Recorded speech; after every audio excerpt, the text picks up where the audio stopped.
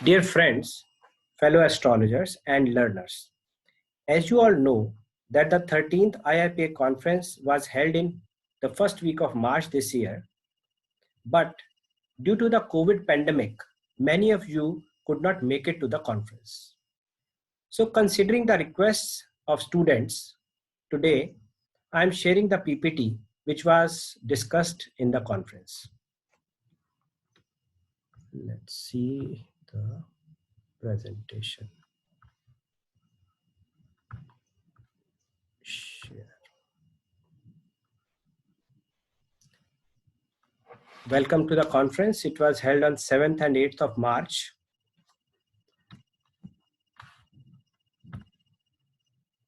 The key topics discussed at this year's conference were identical horoscopes dealing with similar charts, importance of the Lord of Ascendant. Sometimes students place less reliance on the Lord of Ascendant. So we will see how it impacts the lives, and it is a very important planet in all areas of life.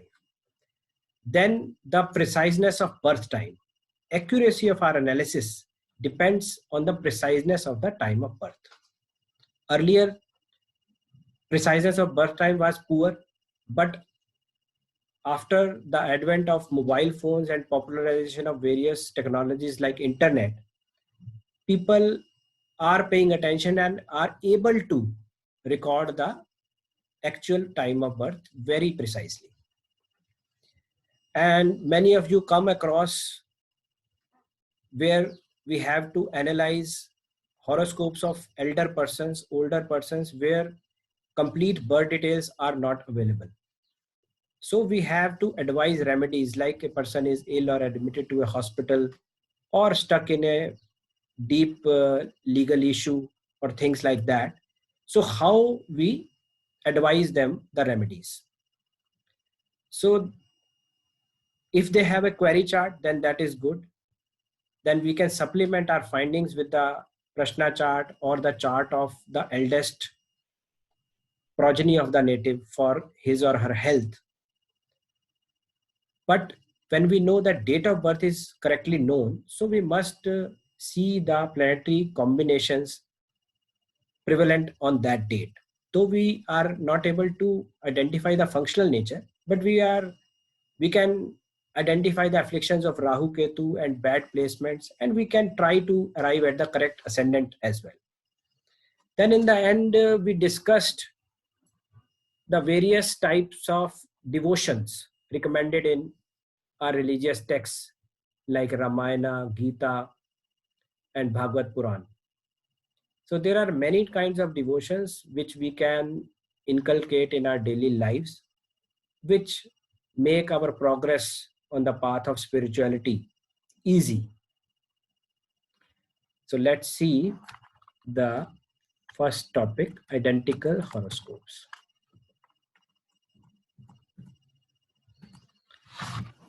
First of all, we see these charts. Both are males born on 7th of March. The date of birth is same. One is born in 1949, the other one is in 1950. Both born at same time, 8:10 in the evening. Both have Virgo ascendants, and position of Sun, Saturn, Jupiter is same. Jupiter is debilitated as it was transiting Capricorn. Sun and Saturn had exchange of houses from Leo and Aquarius. And how these similar positions impacted their lives. So as they are now around 70 years of age, so they have lived the charts, they have experienced the fruits of the afflictions and good placements as well. If you see the first chart, let's see first chart. Here the strongest planet is Moon, as it is exalted and placed in 9th house. On top of that, it is close to the most effective point, the degree of ascendant, which is 20 degrees some 47 minutes, and moon is 18 degrees and 38 minutes.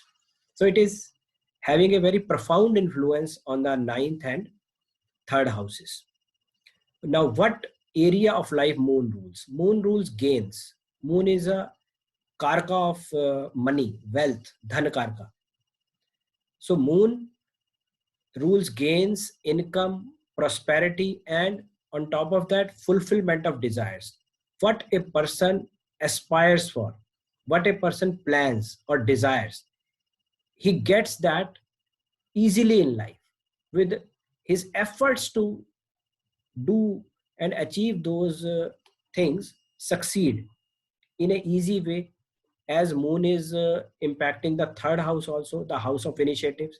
So he is able to form a team, lead a group, and convince them to follow his path. So the first chart, the person earned huge name, fame, and wealth. He lives in a very luxurious kind of accommodation, and is a very affluent, and many people follow him, come to him for advice for on religion and many other areas.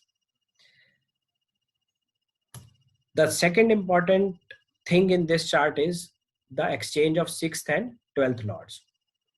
6th and 12th lords are exchanged, but Saturn is 8 degrees and Sun is 23 degrees. So they are not in mutual affliction.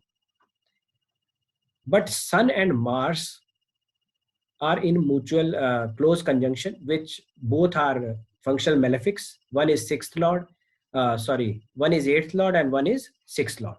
7th, Sun rules 12th house. So 12th lord in 6th and 8th lord in 6th, both together in conjunction. So that is a very deadly combination. And Sun and Saturn give relationship with the government. So enmity, litigation, conflicts, and losses, all these are connected with the planets Sun and Saturn. So this person had many encounters with the government organizations, enforcement directorate kind of, which involved him in huge trouble at many points of time. As you see, second house lord Venus is placed in the 6th house. So the status of the person becomes controversial. Though there are times when he enjoyed very good status, but when in the end the placement of Venus and this conjunction of Sun and Mars, the enmity, some hidden enemies were there which spoiled the life of the person. But the most important thing is the moon, which is strong. So affluence, level of affluence is very good. And if you see the second chart, here the prime concern becomes health, as the 6th and 12th houses are in exchange and Sun and Saturn both mutually afflict each other. So when mutual affliction is there, the difficulties are very heavy and insurmountable. He is having many court cases which he is intentionally delaying, and some are lingering on for past more than 20 years. And if the penalties materialize, he would be bankrupt. And this has also led to a very weak health. He suffers from all kind of diseases like heart, diabetes, and many back pain. He is not able to move around freely, not able to travel long distances, etc. Here the level of affluence does not match the level of affluence of the first chart, because in the first chart moon is exalted. When 11th lord is exalted in 9th house, this combination can only happen for Virgos. I have seen in many charts. This gives them easy gains, affluence in life. While in this chart, moon is well placed in 2nd house. So affluence was there, which was family. He went into family owned business and So his affluence came from the family. And important combination in his ascendant is the ascendant is exactly afflicted by two bad planets, malefic planets, Ketu and Mars. 14 degree ascendant, 14 degree Ketu and 14 degree Mars. So the health is very delicate and troublesome. In the first case, health is not that troublesome, but yes, health concerns are there, but the level of health problems is different. So we see the placements, the manifestation of placements of litigations with government, bankruptcy, insolvency kind of thing are there in both charts, but affluence changes with the placement of moon, strength of moon, and many other planets. So we take up the next chart. In chart 3 and 4, here both, the first one, the 4th September 1988 is a lady, and second one, the 11th September 1988 is a male. Both have Capricorn rising. Both are born on in same year, same month, but the date is 1 week apart. And the only difference in their chart, placement wise, is the moon. Rest all planets are placed in same signs, though the degrees are different, which improves the strength in one chart, or the strength comes down. That is a different issue, but placements are same. In first chart, moon, the lord of 7th house is placed in 6th house, and in the second chart, the lord of 7th house moon is placed in the 8th house. So placement wise, 8th house placement is more negative. Here it is in close conjunction with the sun. So sun and moon when conjunct, that means that he was born on new moon day, the Amavas, and moon's strength is very limited. It's very less, and sun happens to be a most malefic planet for him. So moon and sun, moon gets severely afflicted in this case. Moon is combust, doesn't have any strength on its own, and on top of that, the most malefic planet is afflicting it in a bad house. And what moon rules? Moon rules 7th house. So 7th house is partner, spouse. And till date, at the age of now 32, this person is not married. The 7th lord, moon, that is the prime reason. Second thing is the significations of moon. Those are also hurt. Significations of moon are emotional well-being and mother. In this case, the emotionally this person is not very stable, and he lost his mother at a very young age, because moon is placed in the house of extreme obstructions and death. So we see in the first chart, the sun and Ketu were close. Sun is 18 degrees and Ketu is 20 degrees. So they both are in strong negative conjunction. Most malefic planet and Ketu. Ketu rules severe bad results, severely bad results, and sun is the lord of longevity in this case, though it is placed in Leo, but it is afflicted very closely.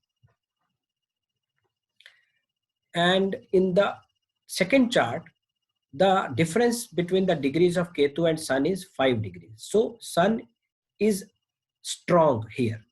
So strong planets do not get afflicted at the range of 5 degrees. They get afflicted at the range of 2 degrees. So here, this person is alive. And in first chart, it's sad that this lady got married timely, as the moon is not afflicted. And 7th house is beneficially placed by Venus. But she died at a young age. So the contrast in both charts is the area of longevity, the health of mother. In the first chart, mother is okay. In second chart, mother is not around. And that is how we delineate the similar charts. This brings one important thing, that planets similar placements but degrees different. The difference in degrees can make a lot of difference in the charts. So we will take up some more slides and case studies and different issues in the next part of the video and complete the presentation in next few parts. Thank you.